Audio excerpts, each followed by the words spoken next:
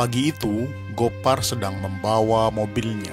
Dia berangkat dari sebuah komplek perumahan berkelas di Jakarta.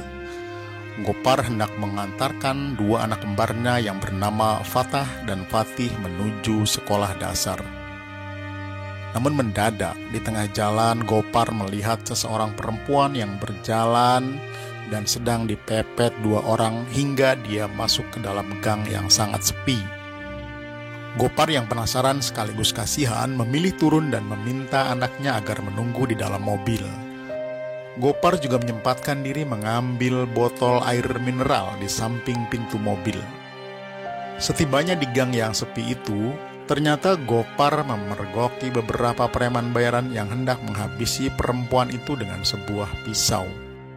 Saat mereka hendak menusuk si wanita, Gopar langsung cepat melemparkan botol air mineral ke kepala salah satu preman yang memegang pisau.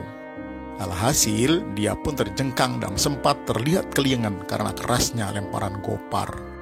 Gopar pun langsung mendekat dan meminta agar si wanita pergi ke tempat yang lebih aman. Dua preman itu pun marah dan langsung menyerang Gopar. Tak lama kemudian, Gopar pun sudah berduel dengan mereka. Beberapa kali tinju dan tendangan Gopar berhasil disarangkan ke muka dan tubuh mereka. Akibatnya, mereka langsung mencabut parang mereka yang disimpan di balik jaket mereka. Mereka menyerang, namun Gopar sangat mudah menghindari sabetan parang mereka. Hingga kemudian, Gopar berhasil merebut parang mereka dengan tendangan kakinya yang sangat kencang. Mereka yang sadar lawannya lebih kuat lalu memutuskan untuk kabur meninggalkan tempat itu. Gopar pun segera kembali menuju mobilnya, namun mendadak dia kaget bukan main karena kaca mobil sudah dalam kondisi pecah dan pintunya juga sudah terbuka. Dia semakin panik saat tahu kalau Fatih dan Fatah tidak berada di dalam mobil. Lalu tidak lama kemudian, wanita yang tadi diselamatkan oleh Gopar muncul dan mendekat. Dia mengatakan kalau dua anak Gopar diculik oleh rekan dua orang tadi yang hendak membunuhnya barusan. Gopar seketika marah besar. Hari itu dia berkeliling kota mencari keberadaan anaknya Fatah dan juga Fatih. Namun hingga malam tiba, Gopar belum juga menemukan dua anak kembarnya.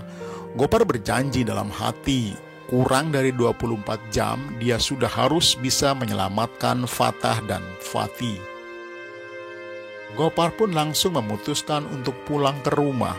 Setelah menutup gerbang pagar rumah yang setinggi kepala, dia langsung dihadang istrinya yang bernama Nita. Nita menangis bukan main mendengar info kalau Fatah dan Fatih telah diculik. Nita sangat mengkhawatirkan keselamatan kedua anaknya. Nita pun langsung mencecar mengapa Fatih dan Fatah bisa diculik. Gopar awalnya ragu hendak menceritakannya, namun Nita marah dan meminta Gopar segera berbicara. Gopar pun akhirnya menceritakan yang sebenarnya. Setelah mendengar cerita Gopar, mendadak Nita langsung menampar suaminya. Nita marah karena Gopar telah melanggar janjinya yang dulu kepada Nita. Jadi perlu disampaikan, Gopar ini dulunya adalah berandal jalanan yang jago bela diri. Dia selalu membantu siapapun jika ada orang yang lemah mengalami penindasan. Hingga suatu hari, saat Gopar dan Nita sedang jalan berdua di satu malam minggu yang syahdu, mendadak Gopar melihat seorang pemuda sedang dikeroyok oleh segerombolan preman. Gopar yang tidak tega melihatnya langsung membantu dan menghajar para pelaku pengeroyokan. Akibatnya, tak lama kemudian, Nita yang diserang oleh preman yang hendak menuntut balas saat tahu kalau Nita ini adalah pacarnya Gopar. Nita tak hanya dipukuli, tapi dia hampir saja dinodai saat itu. Beruntung, Gopar langsung datang dan menolong Nita dari kejadian mencekam tersebut. Setelah peristiwa itu, Nita dan Gopar mulai sering berdebat terkait masa depan hubungan mereka. Nita tak mau menikah dengan Gopar selama Gopar masih sok ikut campur dengan urusan orang lain.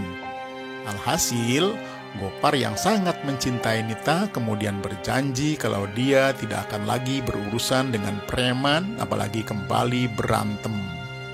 Baik, kita kembali ke malam itu saat Gopar baru saja ditampar oleh istrinya karena marah melihat kedua anak kembarnya diculik. Gopar kembali berjanji dia akan mencari Fatah dan Fatih sampai ketemu. Namun Nita tak lagi mempercayai Gopar suaminya. Nita takut Gopar kembali memakai cara-cara kekerasan sehingga bisa saja semakin membahayakan dua anaknya. Nita pun memilih keluar rumah dengan maksud hendak pergi ke kantor polisi. Namun baru saja Nita membuka pagar gerbang rumahnya, mendadak sebuah mobil menabrak gerbang dari luar sehingga tubuh Nita terpental ke belakang. Gopar yang sejak tadi tertunduk kaget mendengar suara keras di depan dirinya. Rupanya ada sebuah mobil yang sengaja menabrak gerbang sehingga membuat Nita terpental lalu terkapar dengan luka-luka yang banyak di tubuhnya. Gopar langsung mendekati istrinya dan berusaha membangunkannya. Tapi rupanya kepala Nita membentur aspal sehingga darah langsung menetes banyak di tanah. Nita tak lagi bisa merespon teriakan Gopar suaminya. Gopar marah bukan main karena ternyata malam itu Nita langsung tewas. Gopar pun murka dan segera berdiri menuju pemilik mobil yang masih ada di dalam. Namun saat dia mulai melangkah, rupanya yang datang adalah dua preman tadi yang tadi pagi dihajar oleh Gopar. Mereka ternyata membawa teman-temannya yang berjumlah 5 orang. Alhasil, Gopar sadar kalau dia sudah diincar karena membuat dua preman itu babak belur. Bahkan mereka sengaja menabrakkan mobilnya ke pagar rumah hingga mengakibatkan Nita tewas. Gopar benar-benar tak bisa lagi menahan dirinya. Gopar pun mengatakan dia tidak akan membiarkan mereka pulang dalam keadaan hidup. Apalagi mereka sudah menculik dua anaknya dan baru saja membunuh Nita istrinya. Seketika saja Gopar langsung menyerang mereka dengan membabi buta. Tak lama kemudian perkelahian di halaman rumah Gopar pun berlangsung dengan sengit. Beberapa tetangga yang hendak membantu langsung terdiam dan mundur karena beberapa preman mencegatnya sambil mengacungkan parang. Mereka mengancam akan menebas siapapun yang berani menolong Gopar. Tapi Gopar bukanlah sembarang lelaki. Dia adalah harimau dari Sumatera yang sudah dibekali dengan tradisi dan kekuatan. Dia nampak buas menghabisi para berandal itu dengan silatnya yang mematikan. Hanya dengan 2 tangan kosongnya, Gopar berhasil mematahkan leher lawannya hingga mati satu persatu. Bahkan sebagian dari mereka memuntahkan darah karena tulang rusuknya dihajar habis-habisan oleh Gopar sehingga tulang-tulang di perutnya mungkin telah berantakan dan patah-patah. Gopar lalu melirik ke arah satu lawannya yang belum mati dan nampak ketakutan meski dia sebenarnya memegangi parang yang paling panjang sejak tadi. Gopar pun secepat kilat terbang di udara dan melakukan guntingan kepala menggunakan kakinya. Akibatnya, preman yang gagal menghindar itu langsung terbanting ke aspal dengan posisi kepala lebih dulu menghantam tanah. Akibatnya, dia mengalami luka serius di bagian muka. Tepat saat Gopar hendak menginjak batang lehernya, mendadak tubuh Gopar ditarik seseorang dari belakang. "Cukup, Gopar! Cukup!" Rupanya yang menarik tangan Gopar adalah seorang polisi bernama Anton yang rumahnya kebetulan bersebelahan dengan Gopar. Gopar dan Anton juga sudah sejak lama bersahabat sejak mereka sama-sama tinggal di komplek perumahan tersebut. Malam itu Anton baru saja pulang dinas dari kepolisian dan langsung merapat saat mendapat laporan rumah Gopar diserbu preman. Anton mencoba menenangkan Gopar yang nampak masih menahan emosi. "Biar gue yang tangani, please percaya sama gue," kata Anton. Anton tahu Gopar marah karena istrinya meninggal. Dia juga sudah mendapat info dari Nita yang sebelumnya sempat menghubungi Anton soal Fatah dan Fatih yang sedang diculik. Anton terus menenangkan Gopar sahabatnya. Gopar yang sedih lalu memeluk Anton yang sudah dia anggap sebagai adik sendiri. "Percaya sama hukumnya bro, gue yang jagain kasus lu," kata Anton. Gopar saat itu hanya diam saja. Anton tidak sadar, salah satu tangan Gopar sudah mengambil pistol yang ada di pinggang Anton. Anton kaget, tapi pistol itu sudah berada di tangan Gopar. Anton mau bicara, tapi Gopar langsung menodongkan pistol ke kepala sahabatnya itu. Anton pun langsung mengangkat dua tangannya. Tanpa mengalihkan pistolnya dari Anton, tangan Gopar yang satunya lalu mengambil parang yang ada di tanah. Gopar lalu memaksa satu preman yang masih kesakitan tadi agar bangun dan membawanya ke markas tempat Fatah dan Fatih disekap. Lantaran ujung parang Gopar yang sudah berada di lehernya, maka preman itu mau saja saat dipaksa masuk ke dalam mobil. Ton, gue bakal serahin diri setelah gue habisi mereka. Sorry, gue pinjem dulu pistol lu, kata Gopar kepada Anton. Tak lama kemudian Gopar menuju mobil sambil mendorong sanderanya. Saat itu rumah Gopar sudah ramai warga yang menonton kejadian tersebut, termasuk juga tukang pisau keliling yang menjual dagangannya dengan cara berjalan kaki. Pisau-pisau itu diletakkan di atas dua tempayan bambu yang dipikul menggunakan tali dan kayu khusus. Gopar lalu meminta pedagang itu mendekat dan memasukkan semua pisau-pisau kecil ke dalam tas selempang milik si pedagang. Gopar lalu mengambil uang sejumlah 1 juta dan langsung menyerahkannya kepada pedagang tersebut. Pedagang itu tak tahu kenapa Gopar memborong pisaunya. Hanya Anton yang tahu kalau Gopar sedang bersiap melakukan perang. Beberapa saat kemudian, Anton hanya bisa melihat kepergian Gopar yang penuh dendam itu. Dia sadar Gopar punya cara sendiri menumpas kejahatan. Anton pun lalu mengajak warga mengurus jenazah Nita. Dia juga menelpon ambulans karena di sana juga ada 6 mayat preman yang mati dibunuh oleh Gopar.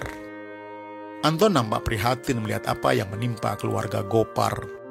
Dia berpikir mungkin Anton juga akan melakukan hal yang sama jika istrinya dibunuh, serta 2 anak kesayangannya diculik oleh para berandal yang terkenal sangat bengis itu.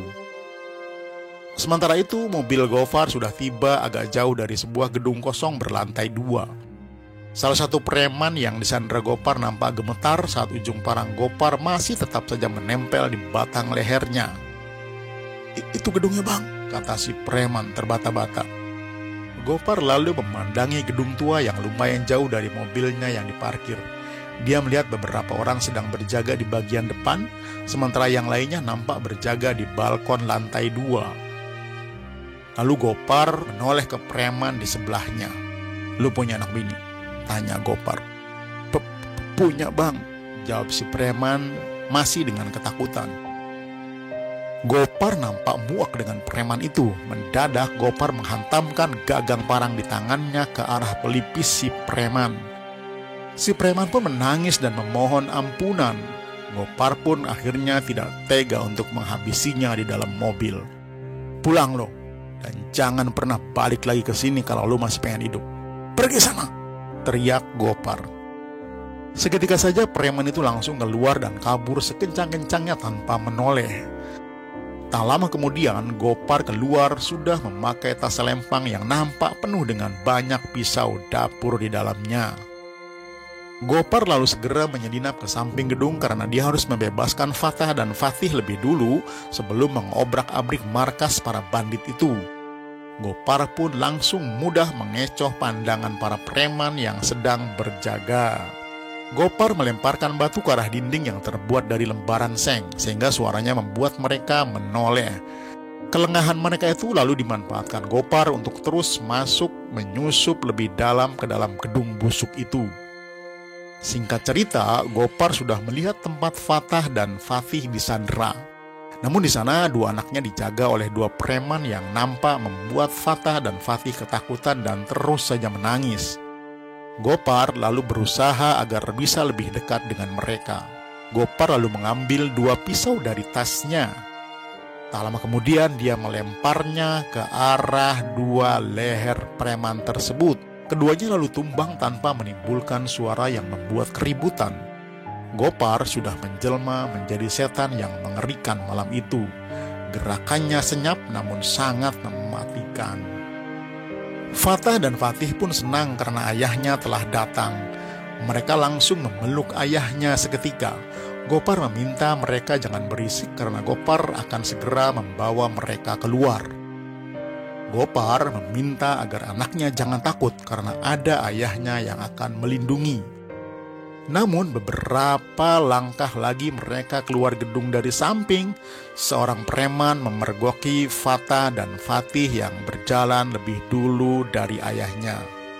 Sementara Gopar sendiri langsung menyelinap di balik tiang sehingga dia tidak terlihat oleh si preman. Saat preman itu hendak menarik kembali Fatah dan Fatih yang disangkanya akan kabur, Gopar muncul di belakangnya. Gopar pun langsung menekuk leher preman itu hingga dia lemas dan terkapar. Gopar lalu kembali menuntun dua anaknya agar segera keluar dari tempat tersebut. Alhasil mereka pun sudah keluar dan menuju mobil. Namun saat Gopar hendak membuka mobil, mendadak pintu mobil terbuka dan di sana sudah ada seorang lelaki yang penuh dengan tato. Lelaki itu bernama Tardo. Tardo tersenyum melihat Gopar yang nampak kaget dengan kehadirannya. Kekagetan Gopar sangatlah beralasan. Bagaimanapun juga Tardo adalah seniornya saat masih menjadi berandal jalanan ibu kota. Melihat Gopar dia mematung, seketika semua preman di gedung itu langsung mengepung Gopar dan dua anaknya. Fatah dan Fatih yang nampak ketakutan, sementara Gopar menatap Tardo yang berada di depannya. "Tardo, maksudnya apa semua ini?" ujar Gopar. Tardo pun tersenyum. Dia mengatakan kalau Gopar selama ini telah membuat dirinya hancur. Pertama, Gopar sudah merebut Nita dari Tardo. Gopar juga telah membuat Tardo dikeluarkan dan dikucilkan dari gengnya yang dulu. Padahal itu memang ulah Tardo sendiri yang menjadikan markas sebagai tempat penyimpanan obat terlarang. Gopar pun marah karena ulah Tardo yang malah membunuh Nita. Sambil tertawa, Tardo mengatakan itu hanyalah kecelakaan kecil. "Setelah istri lo, sekarang giliran lu dan anak-anak lu yang gue makan. Ayo cepat, habisi mereka semua," teriak Tardo kepada anak buahnya. Alhasil Gopar pun bersiaga, namun dia sangat dilematis karena di sana ada Fatah dan juga Fatih. Gopar takut mereka menjadi korban selanjutnya. Hingga kemudian saat 20 anak buah Tardo menyerang Gopar, mendadak muncul sebuah motor jenis KLX menuju dan mengobrak-abrik barisan lawan Gopar. Gopar tidak mengenal siapa orang yang datang membantunya itu. Tak lama kemudian sosok itu segera membuka helmnya. Ternyata dia adalah Anton. "Fatah, Fatih, ayo naik sama Om," teriak Anton. Gopar pun tersenyum kepada Anton yang datang tepat waktu. Dia segera membantu dua anaknya agar naik dan langsung menyuruh Anton mengamankan anak-anaknya. Tapi beberapa preman langsung menghadang motor Anton. Akibatnya, dada mereka yang berusaha mencegat langsung terkena lemparan pisau-pisau Gopar. Alhasil, Anton pun langsung membawa Fatah dan Fatih keluar dari zona merah pertempuran. Saat itulah Gopar mulai menghabisi lawan-lawannya. 20 orang yang menyerang satu persatu tumbang karena Gopar terus melayangkan pisau-pisaunya ke arah titik-titik mematikan di tubuh mereka. Setiap Gopar melempar pisau, tak ada satupun dari mereka yang mampu menghindar dan selamat. Gerakan tangan Gopar sangat cepat dan lemparan pisaunya sangat kencang sekali. Bahkan nyaris semua pisau yang mengenai sasaran hanya menyisakan gagangnya saja di tubuh para preman tersebut. Hal itu menandakan pisau menancap sangat dalam. Hingga kemudian Tardo pun ikut turun tangan menyerang Gopar saat melihat anak buahnya tersisa 5 biji. Mereka semua menyerang Gopar menggunakan parang. Sialnya, stok pisau Gopar pun sudah habis. Alhasil Gopar melawan dengan tangan kosong. Beberapa kali punggung dan lengannya terkena sabetan parang. Tapi Gopar hanya mengerang kesakitan sebentar, lalu dia kembali menyerang dan terus menyerang. Hingga kemudian Gopar kembali menumbangkan beberapa anak buah terakhir milik Tardo. Tinggallah Tardo dan Gopar yang berdiri di sana di antara mayat-mayat preman yang bergelimpangan di tanah. Sejenak mereka terdiam sebentar. Mereka saling mengatur napas karena sudah kelelahan bertarung. Tapi mendadak Tardo langsung mengeluarkan pistol dan menembakkannya ke arah dada Gopar. Gopar pun langsung refleks membuang tubuhnya dengan cara menjatuhkan diri ke belakang dengan gerakan memutar yang sangat cepat. Gopar pun terkapar dengan posisi tubuh tengkurap. Tardo menyangka Gopar sudah mati. Dia pun tertawa-tawa, tapi mendadak dia mendengar suara letusan senjata dari arah bawah, tepat dari arah Gopar yang terkapar. Rupanya Goparlah yang menembak Tardo menggunakan pistol Anton. Tardo pun melihat luka tembak yang ada di dada dirinya. Darah mulai merembesi bajunya. Tardo ingin sekali menembak Gopar, namun pistol di tangannya tak kuat lagi dia pegang. Dia juga mulai merasakan sesak napas dan pandangannya pun mulai buram. Seketika saja pistol di tangan Tardo pun langsung jatuh ke tanah. Dan tak lama Tardo pun ikut ambruk menyusul para anak buahnya ke neraka. Dan cerita pun selesai. Tetap bersabar dan lawan hawa nafsu diri dan angkara murka dunia. Subscribe channel Layar Berkisah dan aktifkan lonceng notifikasinya, karena kita akan segera bertemu di cerita seru selanjutnya. Sampai jumpa.